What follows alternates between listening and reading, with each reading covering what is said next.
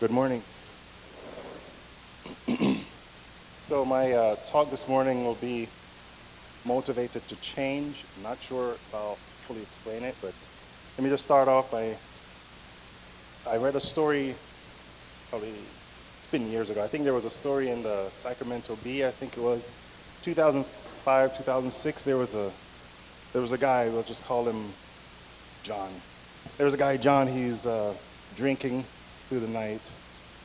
And then he decided to go home because, bars were closed and so on. So he's driving home, and of course, you're drinking, you're drunk. So then the police pulled him over, state trooper, somebody like that. So the police pulled him over and, gave him the test, touch your nose, walk in a straight line, social security, everything, asking all the questions.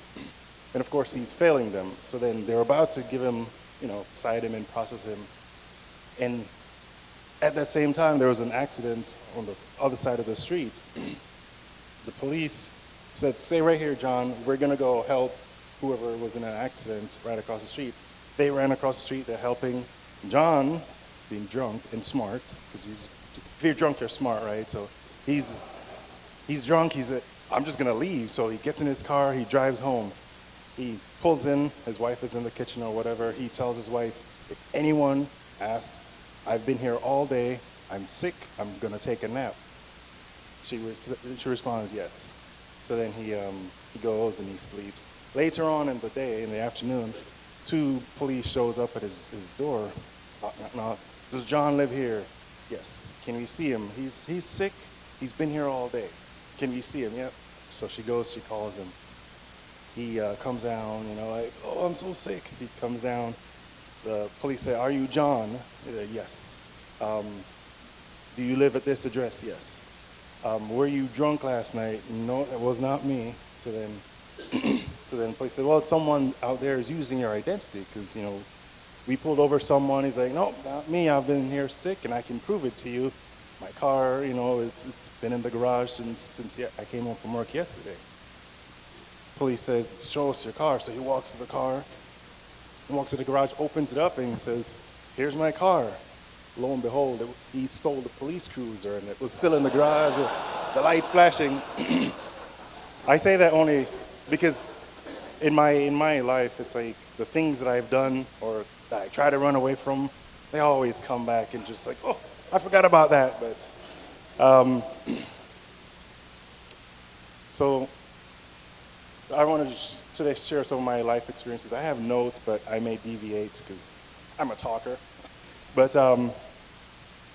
share some of my life experiences, how God opened up my eyes to see Him, and how I got here, essentially.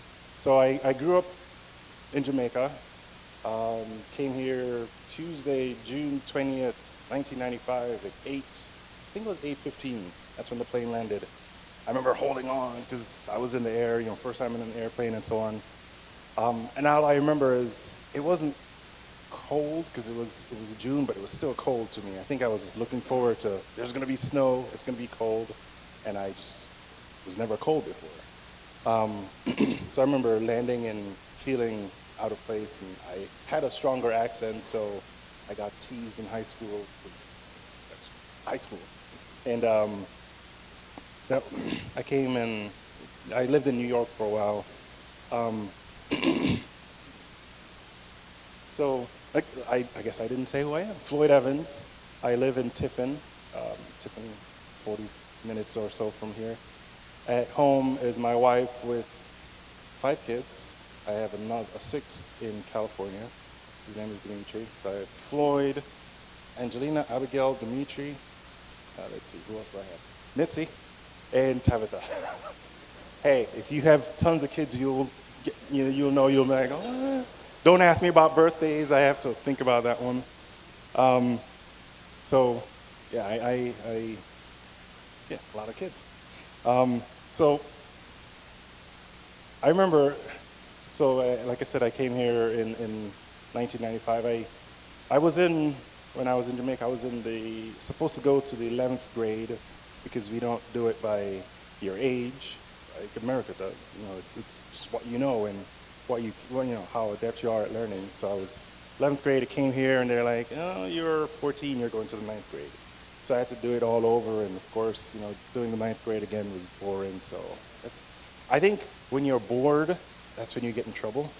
As you have nothing to do, it's just like I've got nothing to do. I'm just gonna cause trouble. And so I wasn't bad, but I wasn't good. It's me and I. You find those friends that just take you down the wrong path. And my good friend who, so Jamaica and Trinidad, we're always just bickering, And so my best buddy in high school was from Trinidad, and we were the best of friends, and we argued about everything. Just you name it, we were just on the opposite side of everything. I remember we even had wrong answers sometimes for work just because we didn't want to be like each other. So I remember it was after high school. I don't know why I was going back there, but we had both graduated in the same year. Both graduated from high school, and we were just headed back to the high school to cause trouble, look for girls, whatever we were doing. Okay, both. We were doing both. We were going back, and it just so happened that this is God's divine plan. We were walking, and we were just always looking for trouble. And there was a man. I remember, I don't know his name, but he was witnessing to high schoolers. I went to Thomas Jefferson High School in New York. It's not shut down. It was a failing school. He was from Louisiana, and he was there just talking about Christ. And of course, I'm like, yeah. I'm not here for that. Don't want to hear that, So we're just, we're still walking around, moseying around, talking to girls, just being a nuisance. And he called us over again, and so we went out. Both Otis and I, we walked over, and we just started talking. And I remember us just both standing there, just listening. And I remember he had such a, I don't know how to describe it. He was just talking, and he was just sharing the gospel. And I was just falling in love with the gospel there, just like, oh, that's great. I guess I should have said that I grew up, as with most Caribbean kids, their parents will make sure they go to church. It's just, you just go to church. And so I knew that there was a God. I knew he was over here somewhere. He was just there. That's where he was. I guess that was his place, just over here. Not really here or in here. So I knew about God, but I didn't know God, which is completely different, obviously. But listening to that man from Louisiana talk, a lot of things made sense. He just talked and talked, and at the end, I don't know how long I was there. It seemed like forever, but he talked a lot. I listened, and then at the end, he said, "Would you like to pray?" And, he walked, and I don't think it was. I'm just gonna say I'm not sure what it was. It was like one of those, I don't care anymore who's here, but I said yes. In front of everyone was there. Obviously, his classes were just getting out, and I said yes. And I was there on my knees, and I was praying.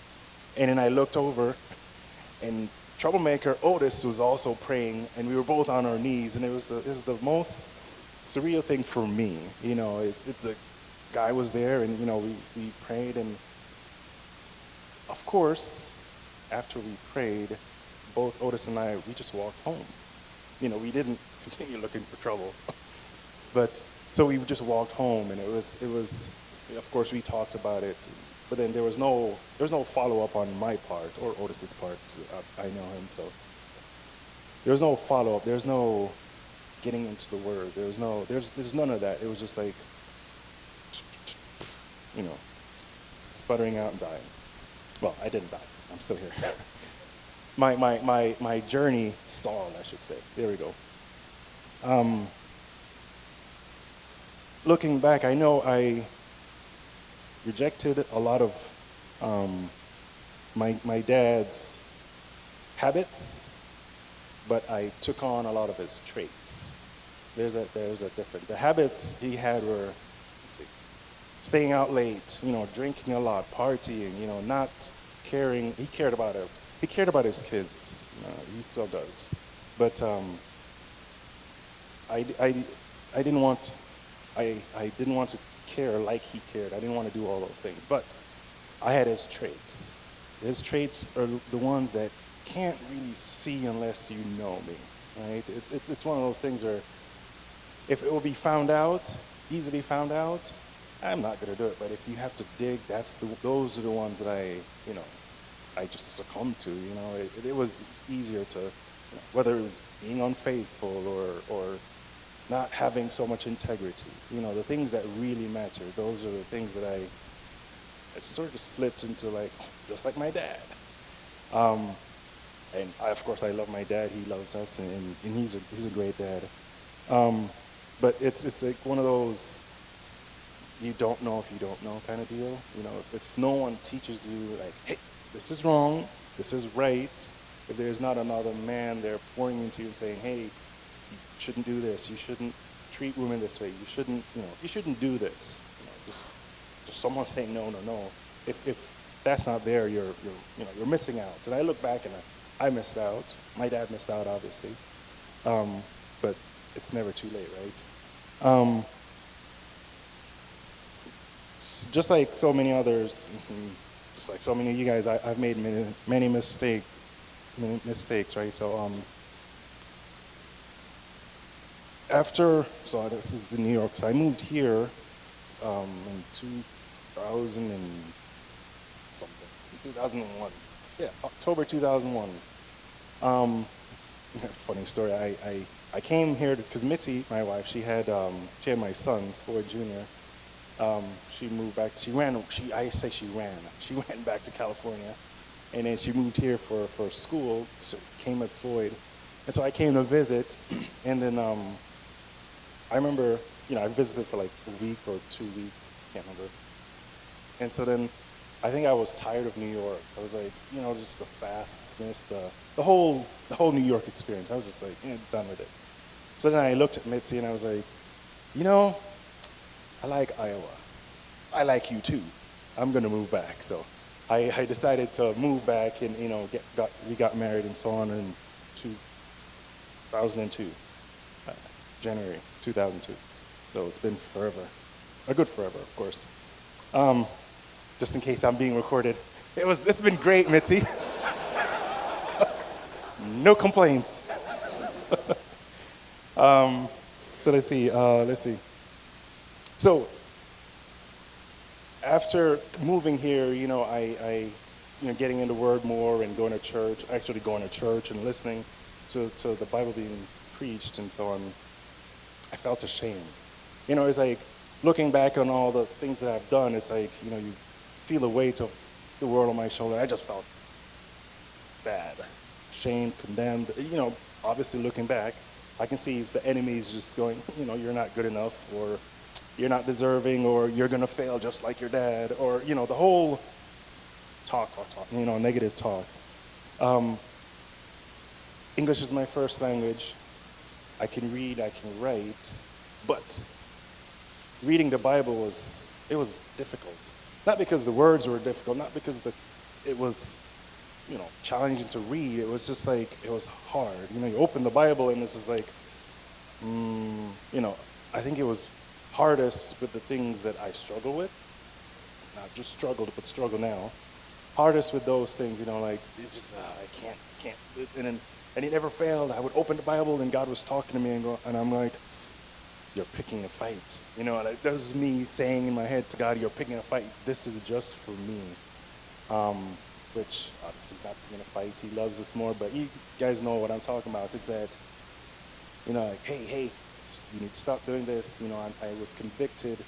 I think, obviously, being more rational now, I can see it was conviction rather than condemnation, right? So that's just how my brain works. I don't ruminate or anything, but it's just those thoughts come where like, I know. But I think, whether it's reading a specific passage that was hard or hearing a sermon that was hard, reading, I would just stop, read. That's easier. That was easier. Hearing the pastor preach, that was harder. I would just zone out and just say, can't think about whatever the situation was. Um, Everything else, like, yeah, I can hear what he's talking. Oh, I don't have a problem with that. I can listen and pay full attention. But if it's my sin, it's like I can't do this. But I have matured, thankfully. So, um, and I remember doing the worst thing you can do, which is, oh, I can't see the clock. Some people might have to leave. Okay. I remember the worst thing I had to do. I did the worst thing you can do with all my, self-doubt, the negative thoughts, the attack from the enemy. Was I just buried it. That's the worst. Just stuffing it down, just either saying nope, can't deal with it, or I don't care, or just bottling everything in because that's what all the men in my family did, which is not a good thing. Because then it tends to just come out this way, whether it's at your kids, at your spouse, at your family. It comes back up like a volcano, never fails. And I've learned that the hard way. Um, I saw both my dad and all my uncles being that stoic, macho Jamaican man of going, I have no feelings because I am a man. That's just how they were. Um, to the point where my dad is still this way. I think it was September. I think might have been April or May. I'm like talking to my dad. Asking him how I was doing. He's like, great. And, we were talking about, because he was planning on retire. He was planning to retire for a whole year. He was like, it never ended. And then after it was retiring time, he worked 4 months more because they needed, people at his company to stay. So he just stayed longer. But we were talking, and, I'm trying to, get everything with his help ready for when he retires. And he's like, okay. And he's like, okay, when I die, you're going to do this. And I'm going, I'm not the oldest. He's like, you're going to do it. Well, okay, fine. So he's telling me papers I need and, he's asking for information. The whole, you got to take care of your dad kind of deal, right? So I'm in that process. He's 70, no, he's old. I don't know. He's probably 66, 67. That's not old to you older guys, I know. But it's old to me. It's okay, my kids call me old, and they'll say, middle-aged. That's what my kids say. So, we're always talking, right? Like, I need to do this, I need to get this ready, you need to send me that paper, the works. And so we were talking for maybe an hour, and then I think it was time to leave. I don't remember where we had to go, and I said, okay, Daddy, I need to leave because I have to go do whatever it was. And he was like, oh, before you go, I forgot to tell you. And he said something to the extent, I went to saw my doctor like a couple months ago, and I have prostate cancer. But I'll talk to you another time. And he hung up the phone. I'm going, wait, how do you do that? So of course I call him back. He's like, oh yeah, don't worry about it. It's just cancer. I'm like, no, that's not how it goes. So of course, I'm like trying to I'm pulling information from him, he's like, he doesn't, they don't share. That's my point. It's just like, I can do this on my own. And so me, I'm like, I'm there, getting all emotional and, talking to Mitzi, my wife, and she's like, starts, and so she's like, you need to call him back. I'm like, he's not going to answer if I call him back because he doesn't want to deal with it, I called, Mitzi made me call, so I called him. He's like, oh, I'm going to live to 100. It's okay, And he hangs up again. I'm like, okay, I can't get more out of him, but he's fine, I think. It's one of those, you're not sure. I think my mom is the same way. She told me after she had heart problems. I'm like, I see the trend here. You guys just don't want us to worry, but I'm not even halfway. So I think I learned from them that you have to be self-sufficient and just take care of yourself. Don't let anyone in, essentially. And a lot of incorrect thinking. I'll put it in the best way I can put it. It's upside down. So let's see. There was a there's a there's debate the there is a debate on whether Marcus Aurelius, uh, what's his last name, Antoninus, whatever he had a Roman name. He said this, but it applies to many of us, I think. Um, Comfort is the worst addiction. Um, yeah, it makes sense, but my brain works like this. But I have to work for the comfort, right? Yeah, it's addicting. I have to work hard for it. I don't like hard work. Um, don't I deserve, essentially, this comfort that I have? Whether it's, you name the comfort, whether it's sitting on my couch doing absolutely nothing, or whatever the comfort is. Um, I think a lot of us have that, and that addiction to comfort, which, yeah, I'm not talking about addiction today. Um,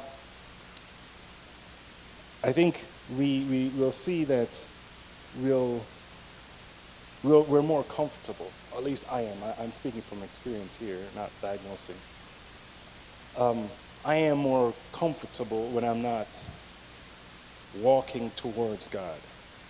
When I'm less burdened, less attacked, less everything, right? When I'm not making that effort to see God's face or to draw closer to Him, it's like I'm not being attacked as much, which feels great. No one wants to be attacked from the left, from the right, day and night, strife. But if you think of it, it's like, okay, who's attacking you, and why are you being attacked? I think is key. And it took me, I think, me learning things takes too long. For some of us it takes forever, but I know for me, learning that I need to welcome those pains and see them as joy. I think that's why I had such a hard time reading Philippians. Like, I'm not joyful. I can't be happy in strife. I can't be happy I'm sorry, not happy. I can't be joyous in strife. I can't be joyous in, when I'm being attacked. So I won't give up. I'll just like, I'm not gonna try. I think, yeah, we just need to realize that when we're being attacked or for doing good, doing the Lord's work, we need to just press on and just keep going. I have a second quote here that I think sums up my first 2 years of trying to walk for and with Christ. It's from the French philosopher Voltaire. He said, in the beginning, God created man in his own image, and man has been trying to repay the favor ever since. I know for me, I tried to put God in a box. I tried to make God out to just be involved in my life in certain parts. The rest he doesn't care about. The small things he doesn't care about. He doesn't need to care about. He doesn't need to know about. I think that was one of my shortcomings in thinking that God is only this big.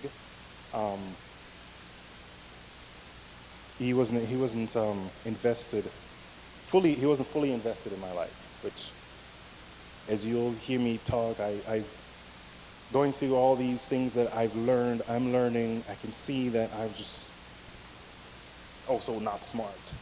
And I remember being that age. I see at least one younger face here. I remember when I was 17, 18, 19, I knew for a fact that I was smarter than my dad. He doesn't know anything. I'm smarter than my dad, and I could prove it 100 ways. And of course, I wasn't smarter than my dad.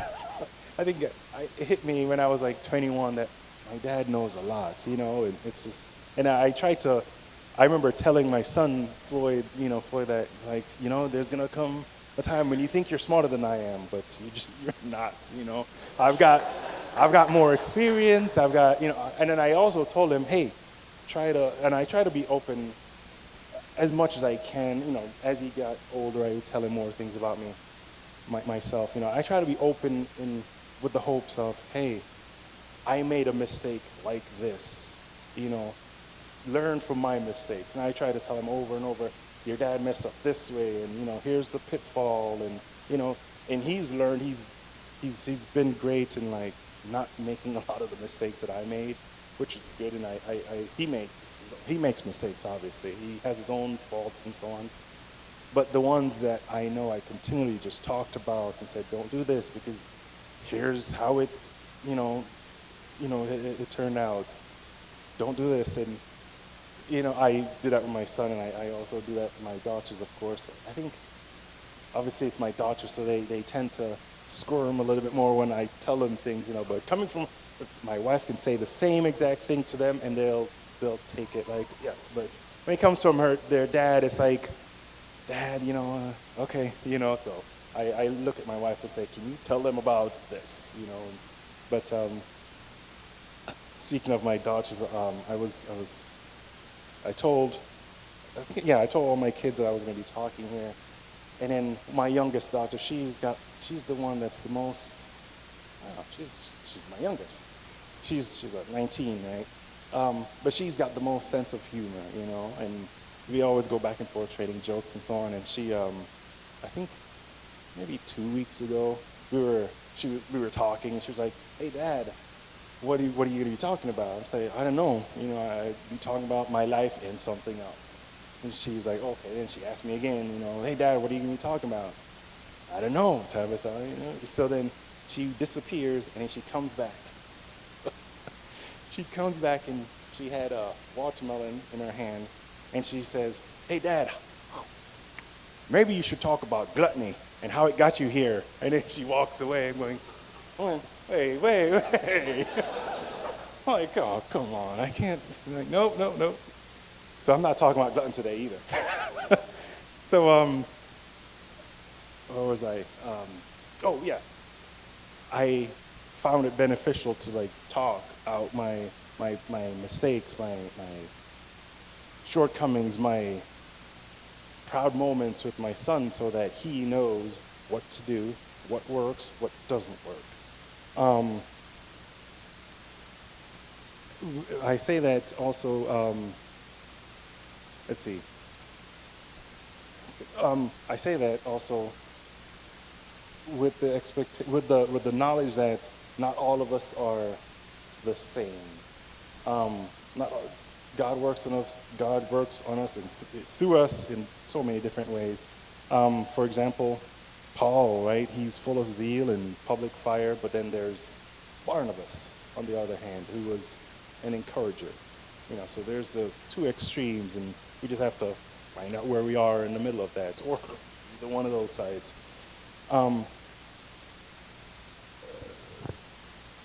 Let's just jump ahead here. So let me get to the meat. I did not bring my Bible, so I will open this up. So I know for me, the passage, or one of those areas in my life that was hard. That still is hard at times when I'm feeling, feeling the weight of the world.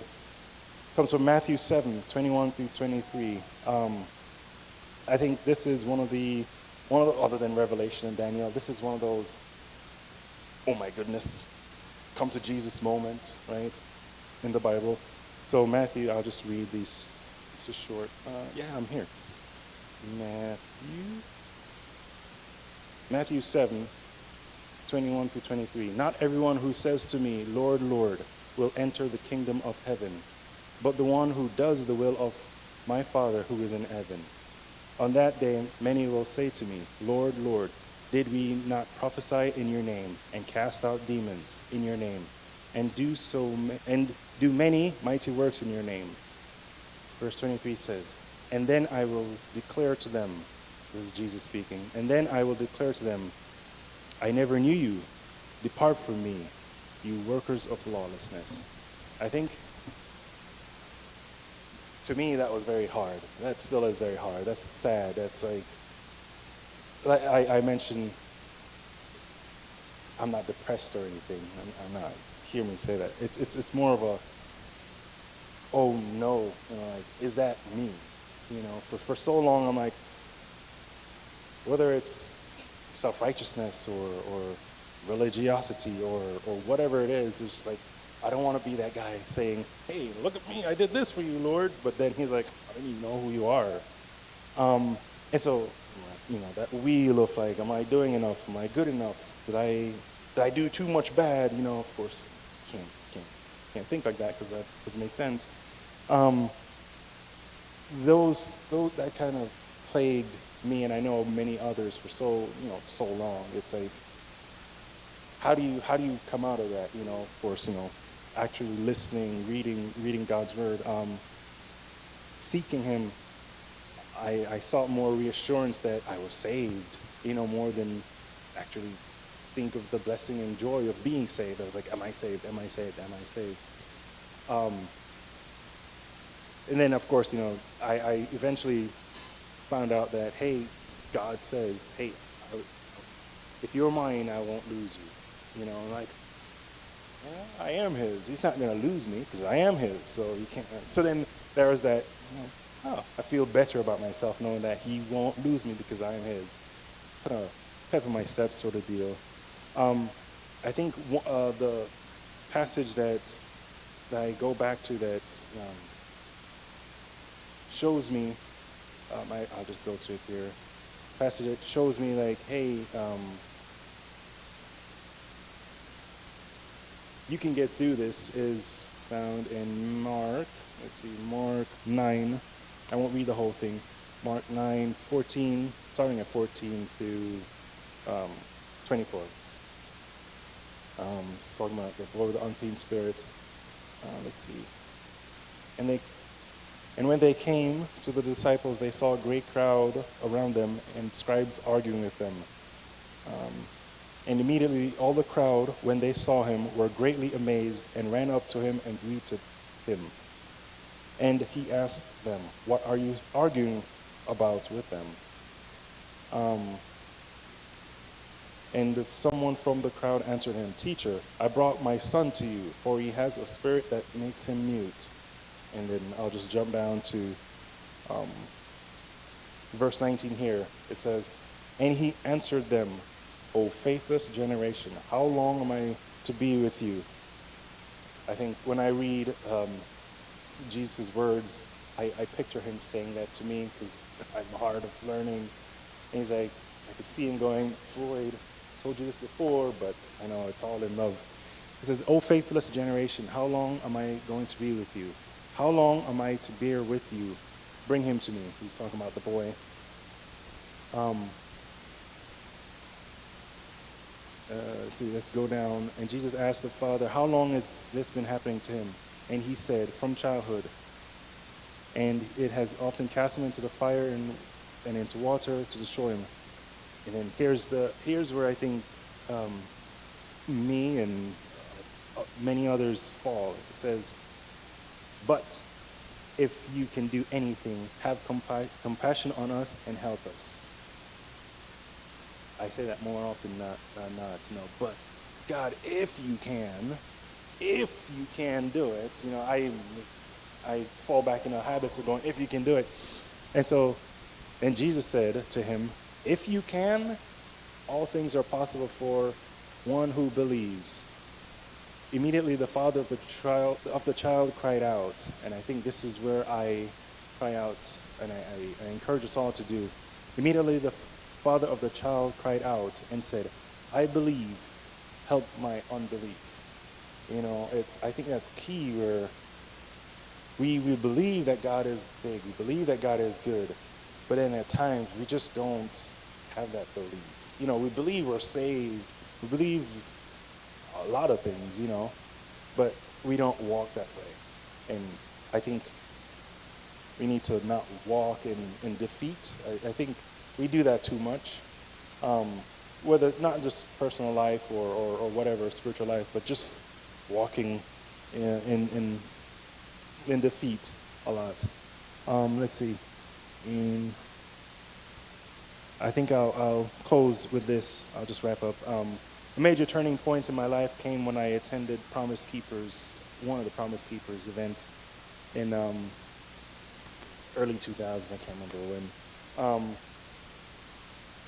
Up to that point, I've been flawlessly or flawedly trying to live in a manner where I made God a priority in my life. Don't throw food here yet for 30 seconds. You'll see what I mean when I say flawedly trying to make God a priority.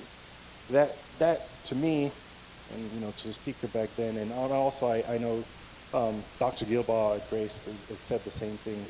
When you try to make God a priority in your life, you just put him first, and then that's it. But instead, what we need to do is make him central in our life. Make him a part of every single thing, every decision, not just, hey, I'm getting up out of bed, I'm going to read, I'm going to pray, and then, God, you're done for the day. Instead, we need to make him more central in, I'm going to do this. God, you're walking with me in this. God, I'm going to do that. You're central in my life. And I think that that is more meaningless, more beneficial for, obviously not more beneficial for God, it's more beneficial for us if we make him central and not just a priority. Yeah, being a priority is good, but central, he's a part of everything. Both the big and the small. So I can talk forever, but I think I'll just close there. I don't know if you have questions or we wrap up or what. If you guys have questions, that's good too.